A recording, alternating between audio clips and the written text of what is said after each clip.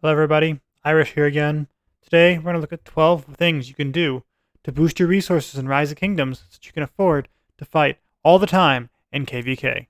The first thing you want to do is level all of your gathering commanders to level 37. You want to do this because it lets you max out your gathering skill tree. This gets you all the way to superior tools for initial 25% gathering speed for every resource, and this stacks with the additional 30% you get from the gathering mastery. Additionally, you get the more the better, which gives 6% resource bonus when you finish gathering. Next, you want to pick a gathering commander in every tier to focus on to start. This allows you to focus your heads on them and also just get the resources so you know which ones you're working on.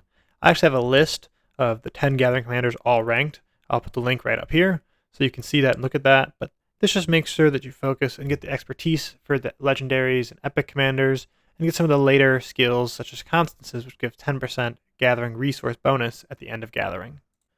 In order to get more heads, you want to focus on competing on the Strategic Reserve event.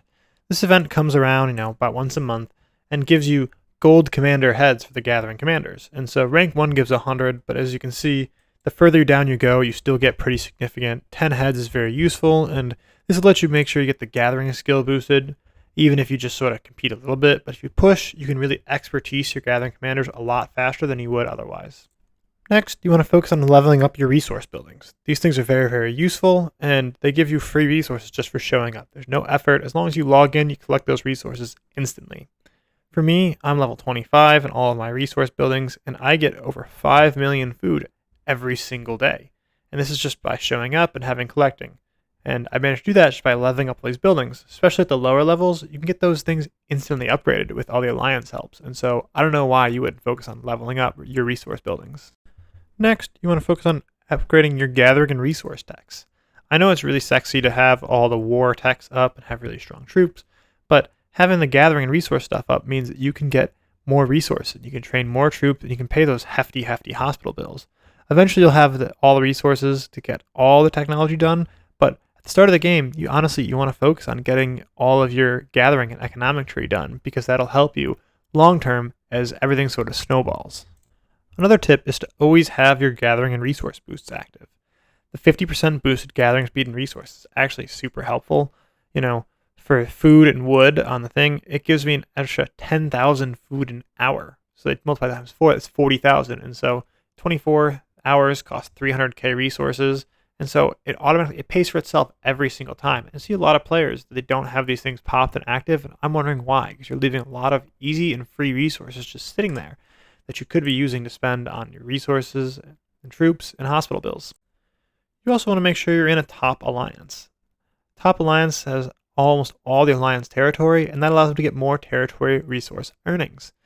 All in all, it's not a huge boost, but an extra million resources of each every day, or 2 million even, can be really, really helpful in helping to pay for things such like regular hospital bills or forts, and so you always want to make sure you're in one of the top alliances so you can get more territory resources every day. Another tip is to make sure that all of your peacekeeping commanders have the skill Trophy Hunter. This gives 15 level 1 resource packs once you have it completely leveled up, and that gives you 15k food, wood, or a little less stone or gold every time you defeat a barbarian. And so, while this is not super a lot of resources, it does cover all of your hospital costs just by having this ability. And so, while it may not be a lot to start, it adds up over time, and you can have a lot of resource packs to pop when you're running low during KVK. Next, you want to make sure that you equip your gathering commanders with gathering equipment. It's pretty easy to get a lot of animal bones just by playing. Some of the daily events give free animal bones, or when you have equipment boxes, they'll pop and give you animal bones. And while I wouldn't recommend using any of your wildcard equipment on animal bones or even having the forge run for it, you'll get enough that you can afford to get things like the blue set or even the purple set, which are very, very helpful in boosting your gathering speed for anything. Next, make sure you create farm accounts.